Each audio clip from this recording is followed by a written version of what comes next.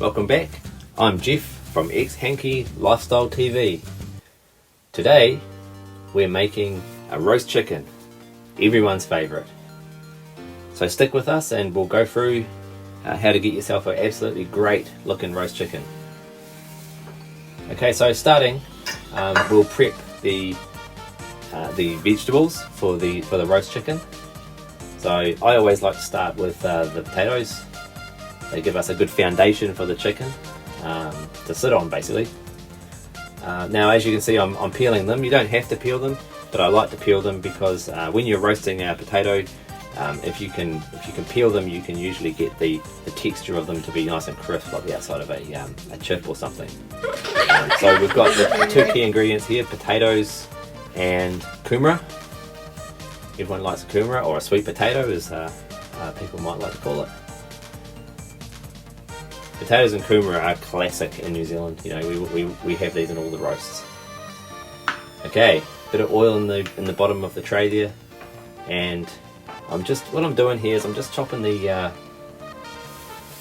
potatoes into sizes that are, you know, kind of similar. A similar size so they cook evenly, and then I'm just giving them a little bit of an oil bath. It's important to just coat the surface of the potato with oil if you can, and the same with the kumara. And the reason I'm doing that is the oil will help those to crisp up as they cook, and that's the way you get your really, you know, your real classic roast potatoes. So as you can see, I only use a little bit of oil, but I'm trying to cover the surface of the potatoes and the kumara there, so that, you know, when they come out at the end, they're going to look all nice and roasty.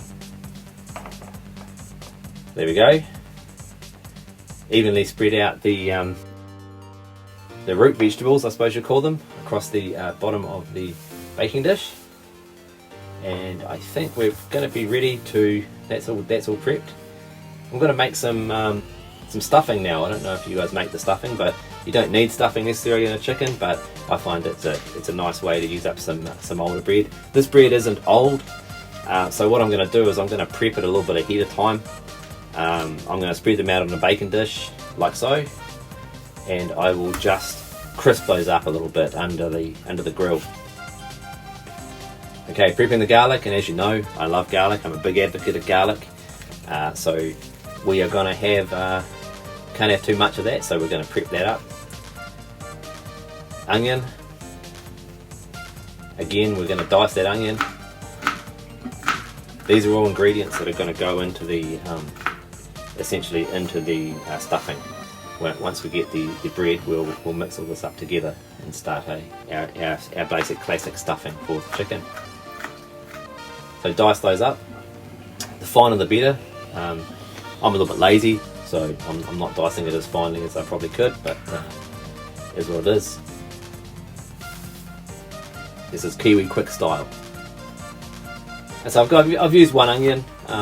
One onion seems to be about the money. That's what you need. So you could use more or less depending on what you like.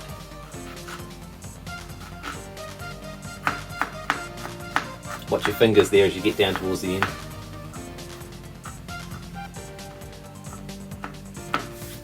Okay, we're cutting and crushing the garlic as finely as we can.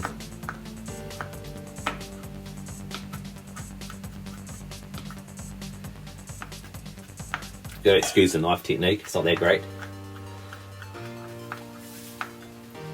Like I said, this is home cooking for people at home. Okay, there we go. There's the basic ingredients. Now that's all crisped up, so the bread has come out as almost toasted, a little bit crisp, a little bit of salt here in the dish, in the bowl. And I've got a little bit of curry powder.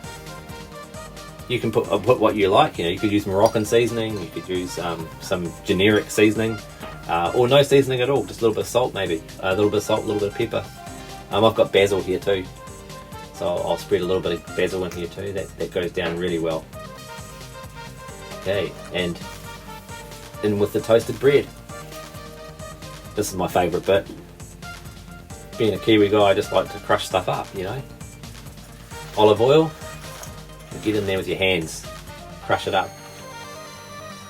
People will tell you not to use your hands here. I'm telling you that's the best way to do it.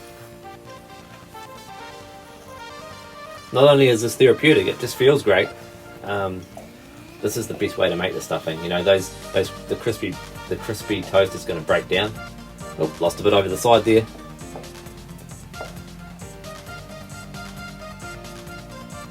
The trick here is to have it.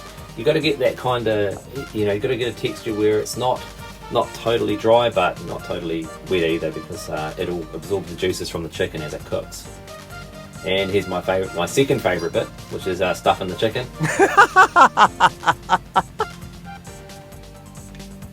This is the time everyone wishes they had smaller hands, you know.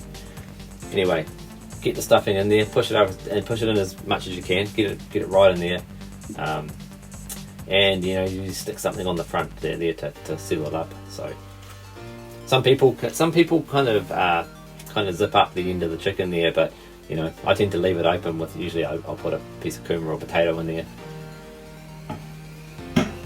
There we go. Now what does the chicken need before it's roasted? That's it. What's the final thing it's going to need? This is melted butter. Yeah, so we'll give it a nice massage before it goes in the oven. Nothing better than a massage, for a chicken that's had a hard day sitting there getting stuffed.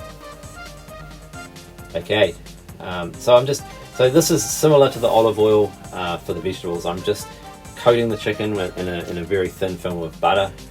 The idea here is that it'll help the skin to really, you know, essentially crackle up into, you know, the nice texture that you see with a roast chicken. There's nothing worse than eating a chicken where the skin is just, you know, well, pretty much the same as it looks there. So now that's going to really crisp up as we cook it. So onto the top of the base of the root vegetables. Try and sit in as most attractive way as you can, but it's no big deal. Okay, I'm not going to waste that. I'm just totally against wasting food, so I'm just going to throw some of that on top. And there we go. It's all prepped. I like to cook it for the first hour at 180 degrees. I usually cook it for probably 40 minutes to an hour, and I usually cover it for the first little bit of time, and that keeps the juices in. And then for the last 30 minutes or so, I'll take that tin foil off and let it crisp up, and there's your result. Try this recipe and let me know what you think.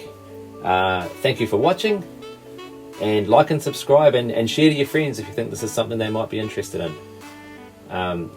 Thank you, and we'll see you on Ex Hanky Lifestyle TV next week for another Kiwi grown recipe.